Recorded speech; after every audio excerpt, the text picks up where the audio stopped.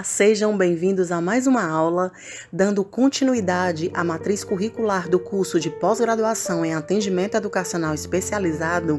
Iremos abordar a disciplina de atendimento educacional especializado para deficientes auditivos. É muito importante que você se inscreva no canal do IVAS, ative o sininho de notificações para que seja informado dos novos vídeos e deixe seu like. Instituto IVAS, valorizando os saberes. A princípio, vamos abordar a questão da audição. A audição compõe nossos 5 sentidos e possibilita nossa comunicação com o mundo. É por meio dela que estabelecemos a maioria das relações humanas através da comunicação verbal.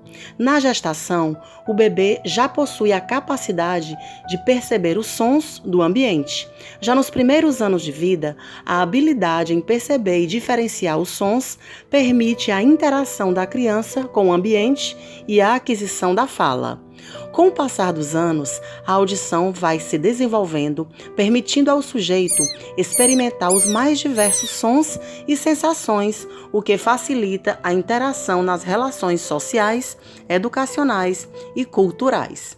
Além da audição, outra função importante do ouvido humano é a de equilíbrio. O sistema auditivo é dividido em 2 partes, a saber, a periférica, que compõe a orelha externa, média e interna, e a central, formada pelas vias do tronco cerebral e dos centros auditivos do cérebro.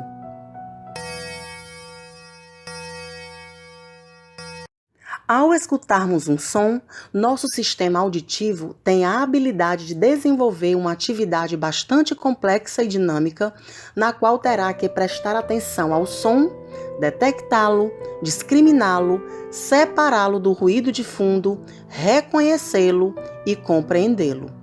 Também podemos elencar outras funções importantes realizadas pela audição, tais como localização e identificação da fonte sonora, socialização e desenvolvimento da linguagem para a construção do raciocínio e aperfeiçoamento da comunicação. Dessa forma, uma alteração na audição tem consequências muito além de perdas na comunicação, pois acarretará diretamente danos na vida pessoal, familiar e social do sujeito acometido. A deficiência auditiva.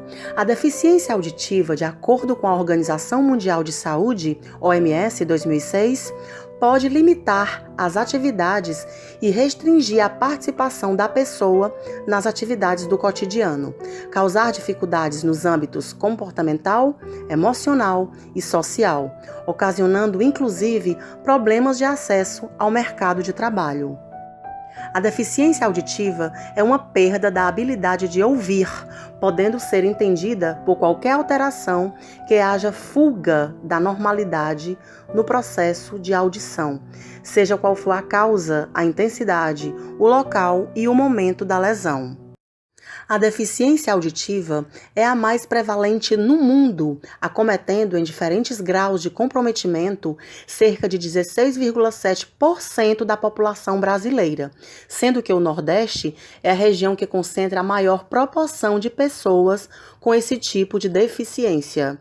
Logo, o decreto número 5.296/04, que regulamenta as leis 10.048 e 10.098/2000, caracteriza a deficiência auditiva como perda bilateral, parcial ou total de 41 decibéis ou mais, aferida por audiograma nas frequências de 500 Hz, 1000 Hz, 2000 Hz e 3000 Hz.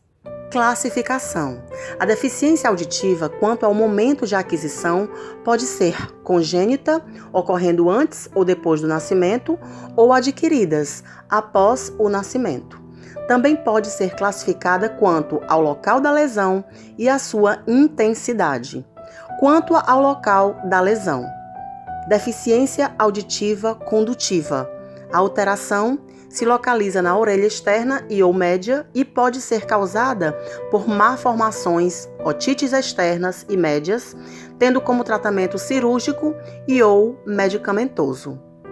Deficiência auditiva neurosensorial, alteração localizada na orelha interna, podendo ser causada por fatores genéticos, bem como o pré, peri e pós-parto. Deficiência auditiva mista apresenta características condutiva e neurosensorial, por a lesão envolver 2 ou as 3 partes da orelha. Deficiência auditiva neural ou central. Esse tipo de deficiência não é necessariamente acompanhada de diminuição de sensitividade auditiva. Entretanto, se manifesta por diferentes graus de dificuldade na compreensão das informações sonoras. Decorre de alterações nos mecanismos de processamento da informação sonora no tronco cerebral. Quanto à intensidade, a média dos limiares de audição nas frequências de 500, 1 e 2 kHz determinará o grau da deficiência auditiva. Leve, de 26 a 40 decibéis. Moderado, de 41 a 55 decibéis. Moderadamente severo, de 56 a 70 decibéis. Severo, de 71 a 90 decibéis. Profundo, a partir de 91 decibéis. Apesar de existirem vários indicadores de riscos associados à deficiência auditiva, sabemos que em aproximadamente 50% dos casos não encontramos um diagnóstico etiológico. Daí, a importância de uma triagem universal após o nascimento. No Brasil, Azevedo, 1995, acrescentou o PIG, pequeno para a idade gestacional, como sendo um fator de risco para a deficiência auditiva. Existem outros fatores que podem causar deficiência adquirida, tais como distúrbios metabólicos, trauma acústico ou perda auditiva induzida por ruído ocupacional. Diagnóstico. O diagnóstico deve ser realizado o mais cedo possível, pois o quanto antes a deficiência for detectada, melhor será o prognóstico, ou seja, o desenvolvimento da linguagem da criança. Porém, observa-se que na maioria das vezes o diagnóstico tem sido tardio. A família. O trabalho de orientação e de acolhimento aos pais da criança com deficiência auditiva é essencial para um bom prognóstico no que se refere a condutas terapêuticas e educacionais. A família é o grande modificador da realidade das crianças e os terapeutas funcionam como agentes de apoio. Logo, é importante que os pais ou pessoas que façam parte do convívio da criança com deficiência auditiva tenham, além de conhecimento da área, persistência e entusiasmo. O momento em que os pais descobrem a deficiência auditiva da criança é bastante conflituoso e delicado. Essa descoberta costuma deixar os pais muito confusos, derrotados, além de apresentarem sentimentos de medo e pânico. Uma atitude para com os pais nesse momento crítico seria acolhê-los, ouvi-los e dar suporte nos encaminhamentos necessários. Outra conduta adequada seria colocá-los em contato o quanto antes com outros pais de crianças com deficiência auditiva, visando a troca de experiências e a estruturação da família.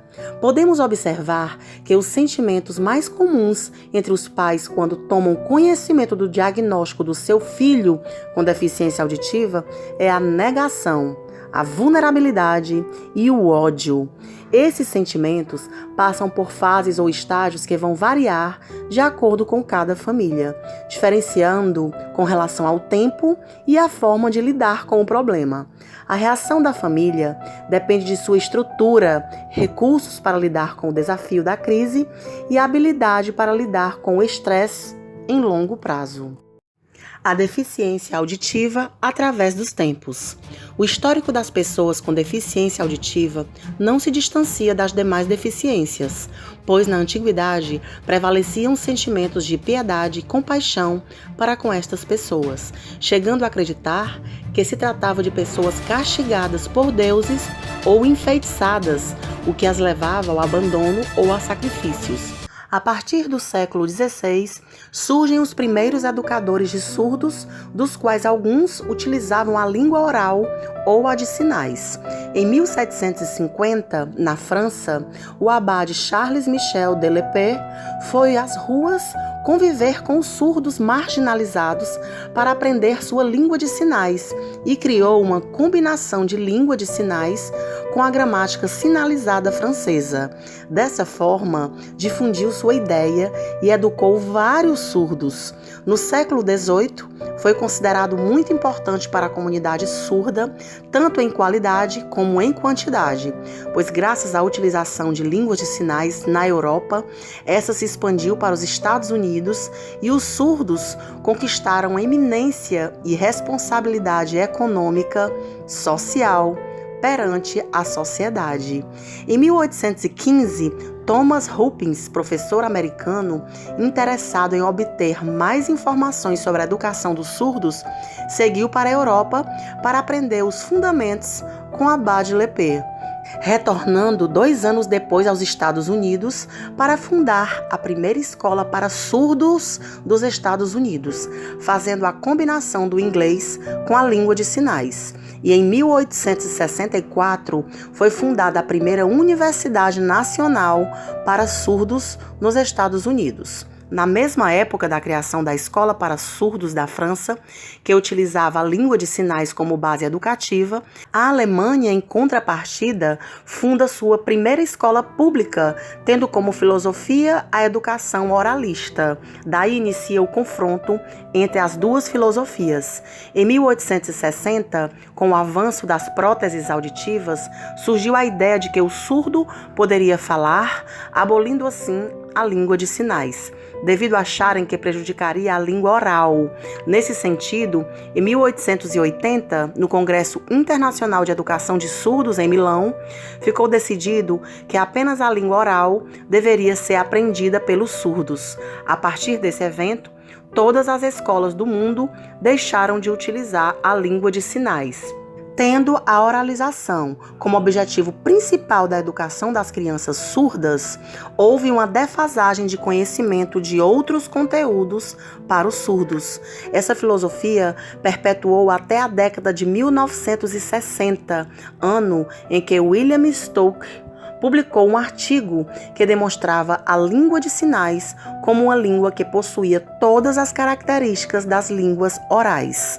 Então, a partir daí, a língua de sinais retornou às escolas e à vida dos surdos. Nessa mesma época, surgiu a filosofia de comunicação total, que utilizava, além da língua de sinais, adicionada à língua oral, a leitura labial, o treino auditivo e o alfabeto manual, tendo como princípio a facilitação da comunicação e não a língua falada.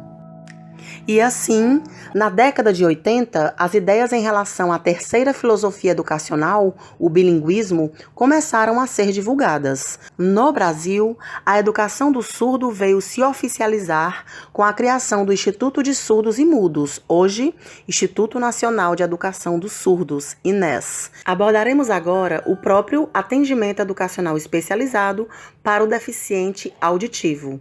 Historicamente, diferentes abordagens foram utilizadas na educação dos alunos com deficiência auditiva, surdez. No contexto atual, é reconhecida a importância de considerar a singularidade desses alunos para promover um trabalho educacional que contribua efetivamente no avanço da aprendizagem escolar. Na perspectiva inclusiva, a escola conta com atendimento educacional especializado, sobre o qual trataremos nessa aula. Contudo, não podemos deixar de considerar justamente o objetivo maior desse trabalho educativo, o aprender junto com todos os alunos. Nessa perspectiva, a escola é, por excelência, o ambiente onde a interação e o processo contínuo de aprendizagem acontecem e, portanto, deve ser o foco da atenção de todos os profissionais e comunidade escolar para reconhecer e atender e valorizar a singularidade dos alunos. Ao tratarmos do atendimento educacional especializado, AE, para o aluno com deficiência auditiva, surdez, o professor especializado deverá atender às suas especificidades, sempre em colaboração com o professor da escola comum, com os demais profissionais e com a família. Dentre as funções do professor de AE, o professor especialista deverá identificar, elaborar, produzir e organizar serviços, recursos pedagógicos de acessibilidade, considerando as necessidades específicas dos alunos público-alvo da educação especial. Elaborar e executar plano de atendimento educacional especializado, avaliando a funcionalidade e aplicabilidade dos recursos pedagógicos e de acessibilidade. Estabelecer articulação com os professores da sala de aula comum, visando a disponibilização dos serviços dos recursos pedagógicos e de acessibilidade e das estratégias que promovem a participação dos alunos nas atividades escolares. O professor especialista deverá elaborar um plano de AEE, com ênfase ao processo educacional do aluno com deficiência auditiva, surdez.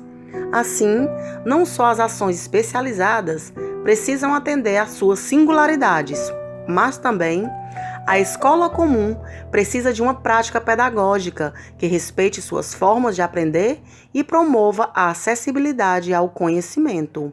Por isso, a ação do AEE não pode ser isolada do cotidiano escolar.